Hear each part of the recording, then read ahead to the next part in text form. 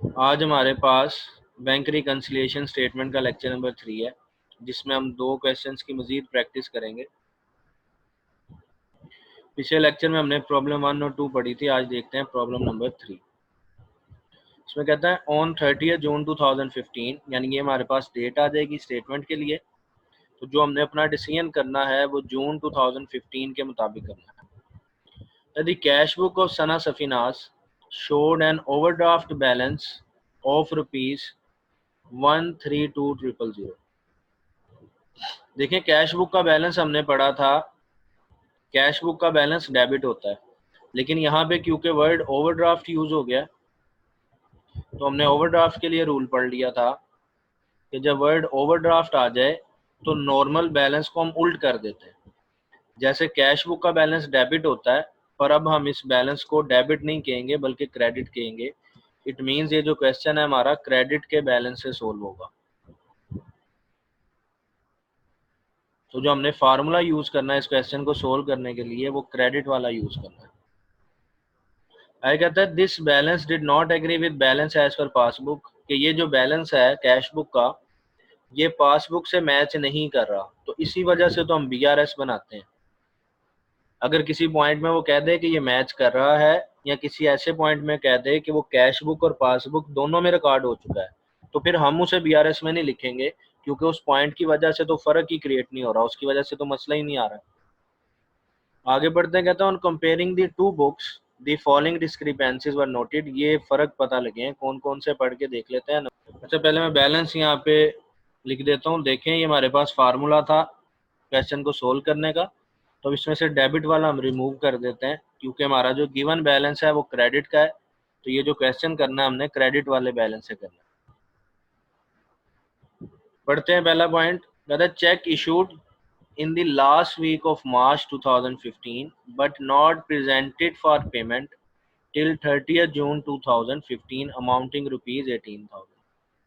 तो निशानियां हमने पढ़ ली थी। ये एनपी है, एनपी की निशानियां थी कि चेक आता है और इशूड आता है और नॉट या नेक्स्ट मंथ वाली हमने अमाउंट लेनी होती है। तो देखें, सारी निशानियां पूरी हो रही हैं इसमें एनपी की। इट मीन्स ये जो पॉइंट है हमारे पास एनपी का है, और क्रेडिट वाले फार्मूले में देखें तो एनपी लेस होता है, तो इस पॉइंट को हम माइनस करेंगे।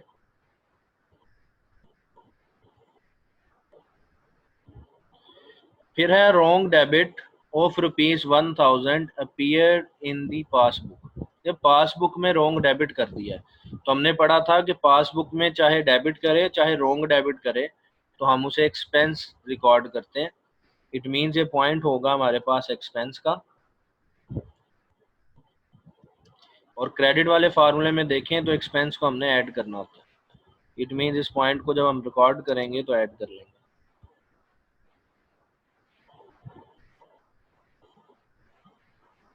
ये डिसीजन किया हमने रॉन्ग डेबिट की वजह से। फिर है dividend money of 12,000 on shares held by supreme growth private limited was received directly by the bank. कहते हैं सुप्रीम ग्रोथ के शेयर से उन पर डिविडेंड मिला है। तो डिविडेंड हमने वैसे भी निशानी पड़ी थी कि इनकम होती है, तो ये पॉइंट हम डिविडेंड की वजह से डिसाइड कर लेंगे कि ये हमारा इनकम का पॉइंट है। और क्रेडिट वाले फार्मूले में देखें तो इनकम को हम माइनस करते हैं, तो जब बीआरएस बनाएंगे तो इस पॉइंट को हम माइनस करते हैं।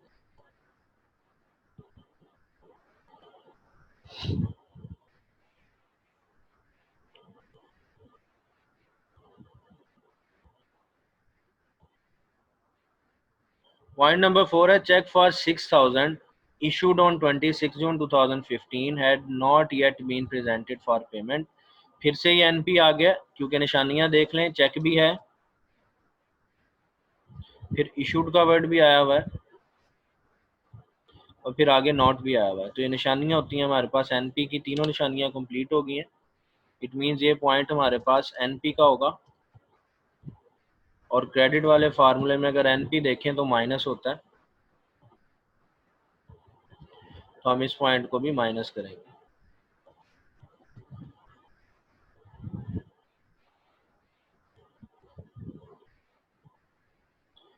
पॉइंट नंबर 5 पढ़ते हैं। Cheque paid into bank on 20 June 2015 but not collected prior to 30 June 2015 amounting to ₹30,000।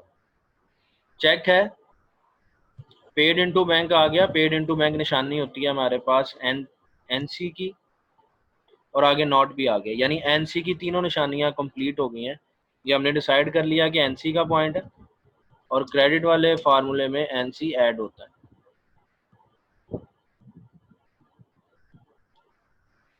Point number 6 है, customer paid into bank 22500 directly as appeared in passbook, यानी पासबुक में शो हो रहा है कि किसी कस्टमर ने डायरेक्टली पैसे जमा करवा दिए, but not in the cash book. ये बात मैं आपको पहले भी समझा चुका हूँ कि अगर वो कहे एक जगह रिकॉर्ड हुआ है, दूसरी जगह रिकॉर्ड नहीं हुआ, तो हम उस पॉइंट को लिखते हैं, क्योंकि इस वजह से फर्क आता है।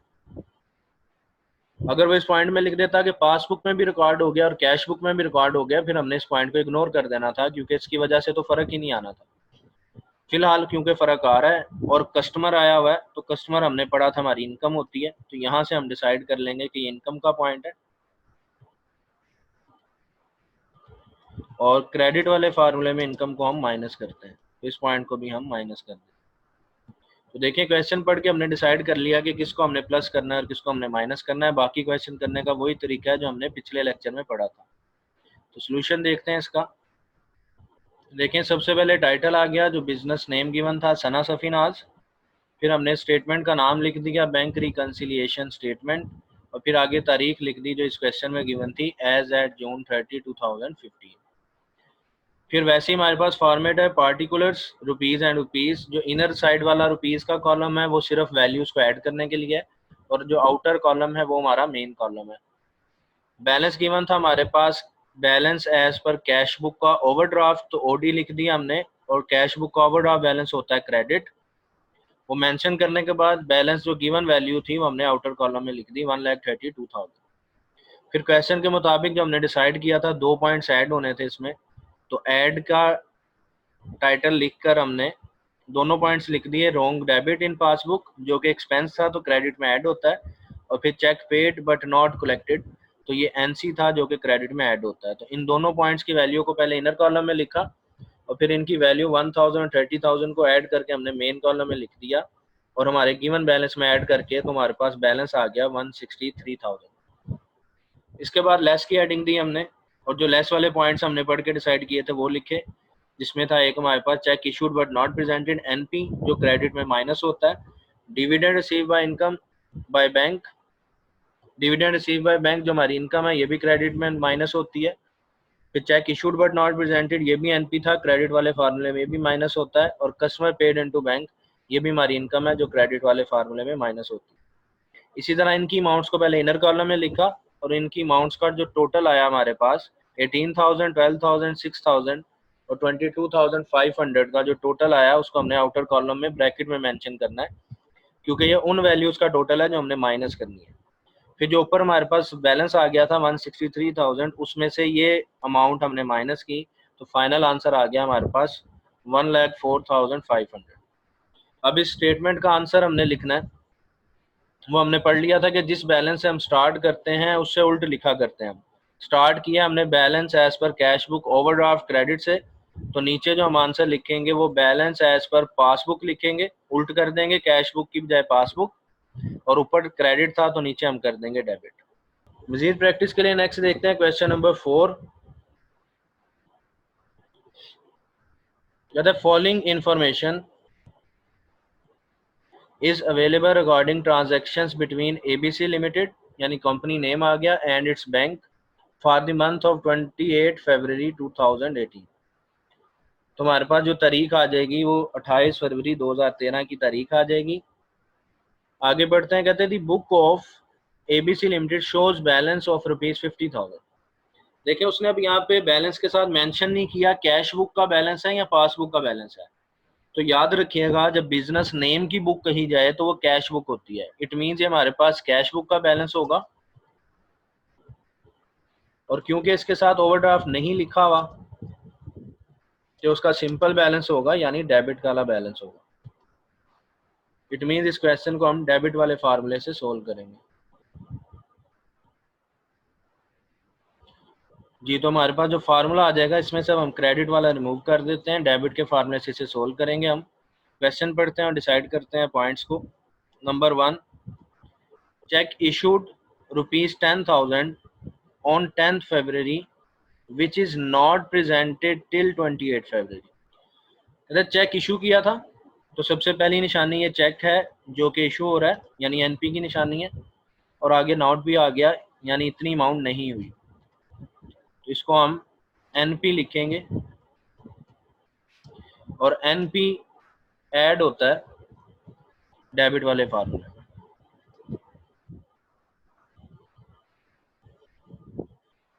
पॉइंट नंबर 2 है चेक रिसीव किया 30,000 का on 11th February which has not been credited.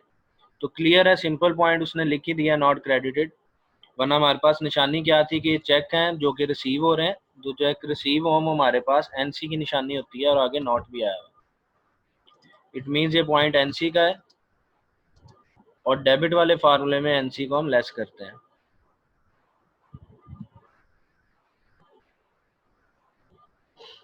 Next पढ़ते हैं इंटरेस्ट ऑन पीएलएस अकाउंट। हमने इंटरेस्ट पढ़ा था कि अगर पीएलएस अकाउंट पे हो, इन्वेस्टमेंट पर हो, फिक्स डिपॉजिट पर हो, तो हमारी इनकम होती है, तो यहीं से हमारा पॉइंट डिसाइड हो जाता है। आगे देखें तो उसने लिखा हुआ है क्रेडिटेड इन पासबुक, तो यहाँ से भी हमारा पॉइंट डिसाइड हो जाता है। हमने पढ़ा था जो भी चीज़ पासबुक में क्रेडिट की जाए वो भी इनकम होती है, तो इस पॉइंट में दो निशानियां मौजूद थी कि ये हमारे पास इनकम का पॉइंट है। आगे फिर से वही बात लिखी है, but not recorded in cash book, cash book में रिकॉर्ड नहीं हुआ, इसी वजह से तो हम बीआरएस बना रहे हैं। इट मीन्स ये हमारे पास डिसाइड हो गया कि इनकम का पॉइंट है, और इनकम को हम ऐड करते हैं डेबिट वाले फार्मूले।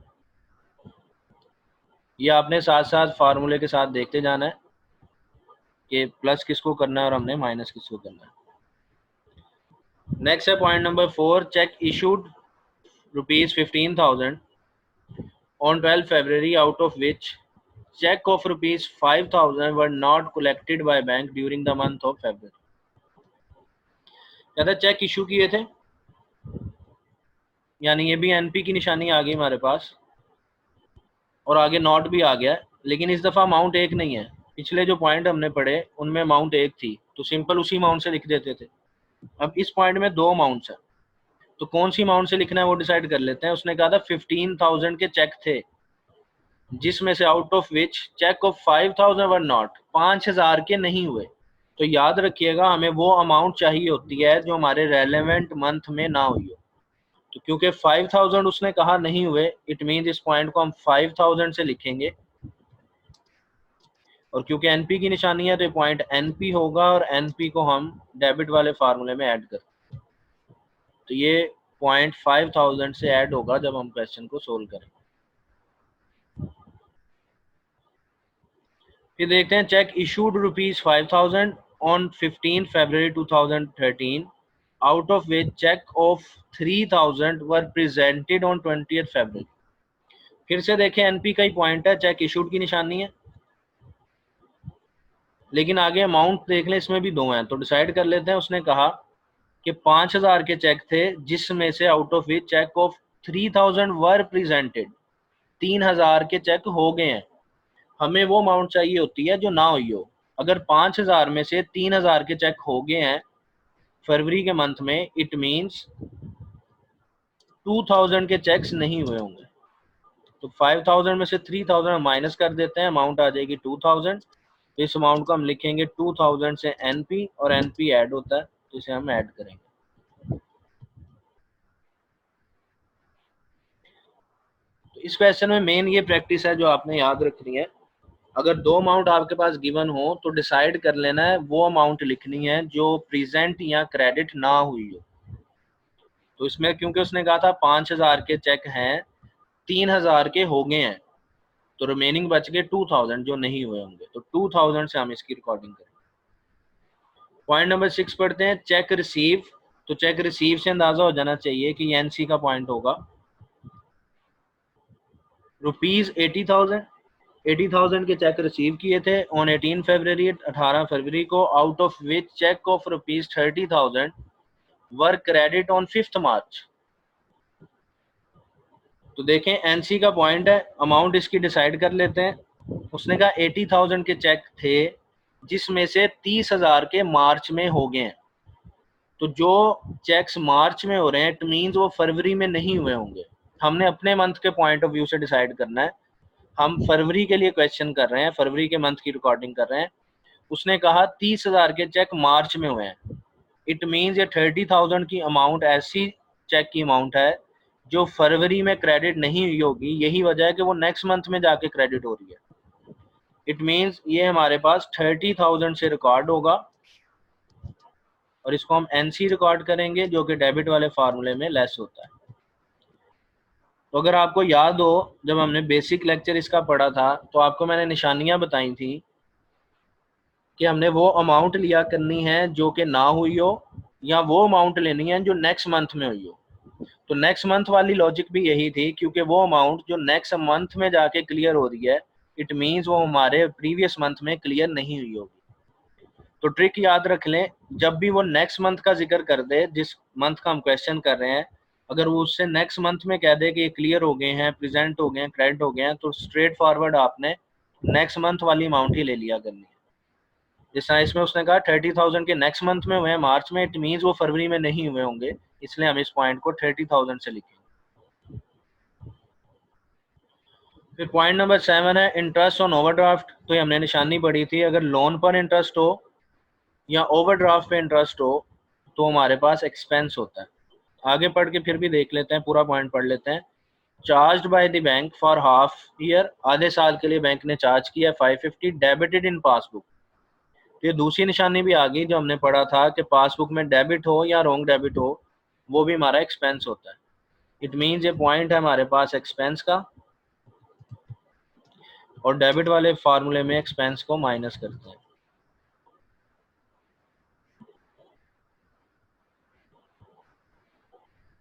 फिर है पॉइंट नंबर 8 चेक रिसीव।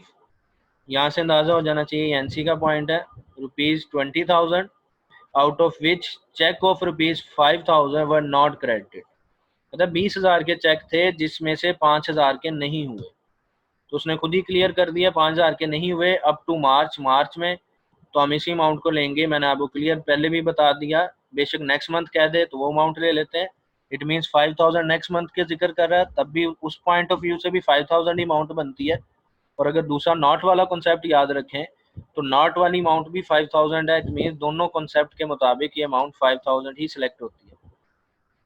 तो हमारे पास ये पॉइंट आ जाएगा 5,000 से। एनसी का पॉइंट है और डेबिट वाले फार्मूले में एनसी को हम लेस करते हैं।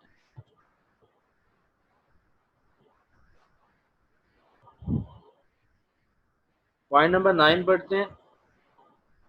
दो चेक हैं for ₹30,000 and 20,000 paid in on 20th February 2013 जो 2013 में जमा करवाए हैं, had not been collected at the bank during the month. दो चेक थे, दोनों ही जमा नहीं हुए। तो देखें सबसे पहली निशानी चेक है, दूसरी बात पेड इन आया हुआ है, तो पेड इन निशानी हमने पढ़ी थी एनसी की निशानी होती है, और आगे नॉट भी आया हुआ है कि ये नहीं हुए। तो दो चेक हैं, दोनों ही नहीं हुए, तो अब इन दोनों की अमाउंट्स को ऐड कर देंगे, यानी ये हमारे पास अब 50,000 से एनसी रिकॉर्ड होगा क्योंकि दोनों ही चेक नहीं हुए। और एनसी को हम डेबिट वाले फार्मूले में माइनस करते हैं। तो 50,000 से जब हम बीआरएस बनाएंगे इस पॉइंट को लेस कर देंगे। नेक्स्ट पॉइंट है हमारे पास, कहते हैं to checks for 12,000 and 8,000 issued in 27th February 2013 had not been presented at the bank during the month।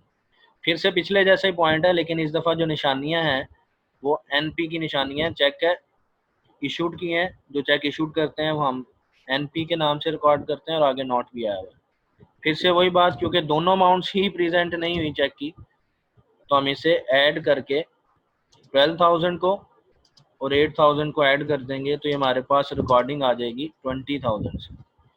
तो 20,000 से हम इसे एनपी रिकॉर्ड करेंगे और डेबिट वाले फार्मूले में हम एनपी को ऐड करते हैं।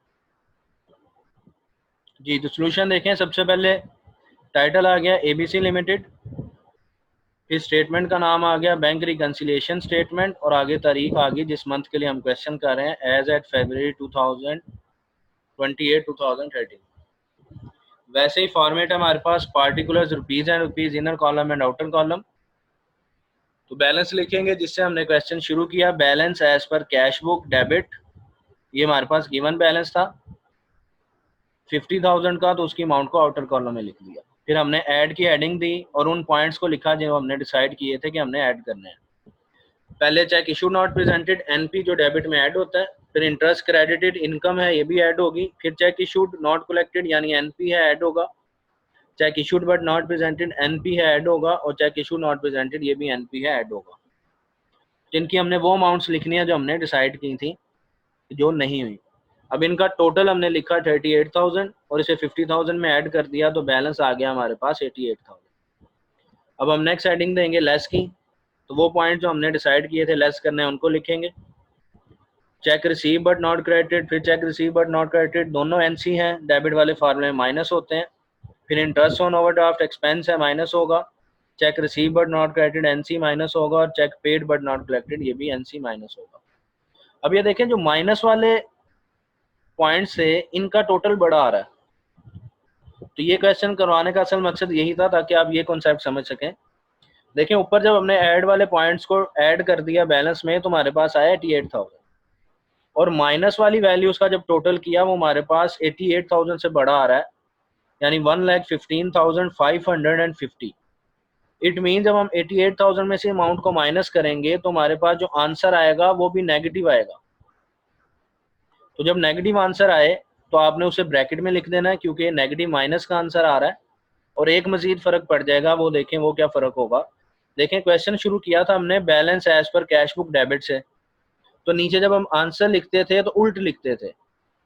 अब जब आपके पास माइनस का आंसर आ जाए तब भी आपने बुक को तो उल्ट लिखना है, लेकिन डेबिट एंड क्रेडिट को उल्ट नहीं करना। फिर जिस तरह देखें balance as per cash book debit से शुरू किया है, तो फिर नीचे हम लिखेंगे बैलेंस एज पर पासबुक, यानी कैश बुक की जगह पासबुक आ जाएगा, लेकिन ऊपर डेबिट था तो नीचे भी डेबिट ही रहेगा।